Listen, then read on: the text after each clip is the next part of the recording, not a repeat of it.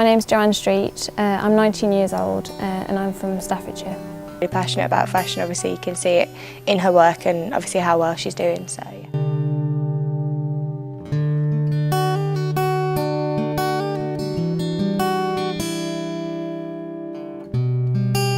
I'm Lucy. I study at the University of Derby and I do fashion studies. Got to know more through this second year because I've been put in a project with her.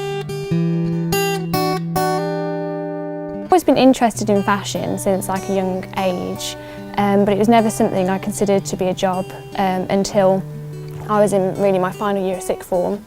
When I did GCSE textiles and thought I really liked it, I was really interested in what I did. And then I proceeded on to A-level and really enjoyed that as well. So I thought, why don't I pursue a career in this? Why don't I go to university and study it? I think to be on this sort of course you have to be passionate about what you do, because it's a big decision to come to uni to do a course that's not considered as academic as others. I think Jo's got a very good work ethic. She works hard and she helps other people. My name's Hallie and I go to University of Derby and I study fashion studies.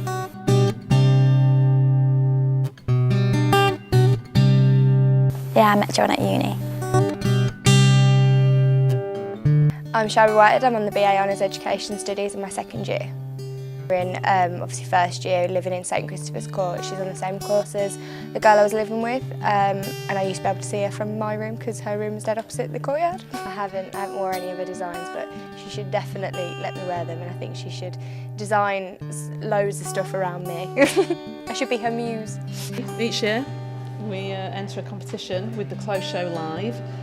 It happens every year at the NEC Birmingham, where lots of designers show. There's catwalk collections, but there's also like a college and university area. So we have a stand at the Clothes Show Live, but we also enter what is the Clothes Show Live Young Designer of the Year. We get a brief from the Clothes Show Live, and this year it was pretty open, they normally are, and for 2013 it was to design the perfect party outfit to celebrate Clothes Show Live 25th birthday. We wanted to hone in on it was a special anniversary for the clothes show. So we were trying to think of what different what women wear to a party, you know, what would you sort of wear, and we came up with the idea that women sort of always go, no matter if they haven't got anything in their wardrobe, they always sort of have, everyone has a little black dress, the LBD.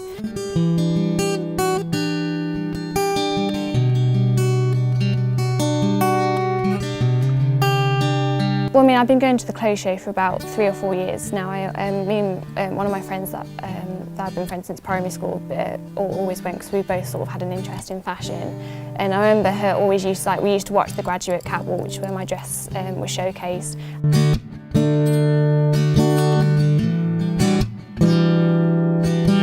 For the first week, they all design a dress for that occasion, okay, for the Clothes Show Live competition.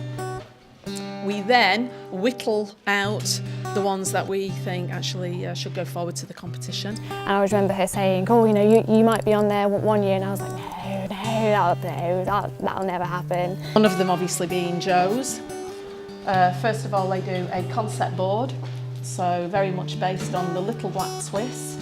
To the final idea, the one we like the best. What we didn't think of at the time, though, is how she was going to make it if she did get through. So what you've got to remember is that this was just about designing a dress initially. We designed the dress and we were given about a week. So we had from Monday to the following Monday again. In that terms, I mean, it wasn't a huge amount of work that we had to do for it. I mean, we had a mood board, 5 design ideas, and then a final design. So it was only 3 sheets, because that's what the competition brief was. It has a stained glass laser cut pattern in it with 25 in it, and again with the silver to represent 25 years of the clothes show. And then to actually make the dress, they gave me about 2.5 weeks, which was very tight. And when you sort of haven't thought about how you're going to make it, because you didn't think that you were going to get chosen for it anyway.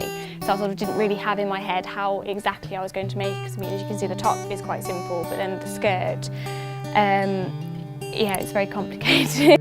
The idea was it was a collection with elements of Gothic architecture, with exaggerated turtleneck. Jo then got shortlisted to the top 10. We had to make the dress up. That then went to the Clothes Show Live in December 2013. It went on the catwalk. Sort of to go there to sort of have this purpose of having the award sort of presented. Well, I didn't know I was going to win, obviously, but sort of going there with the feeling that I might win, it was quite surreal really. I was sort of there and I didn't even like go shopping or anything. I was there for like a purpose. One thing with the Clothes Show Live is that it was 25th anniversary, which Fiona mentioned, but also that's a silver anniversary, and that's one of the key things which Joanna wanted to bring into it.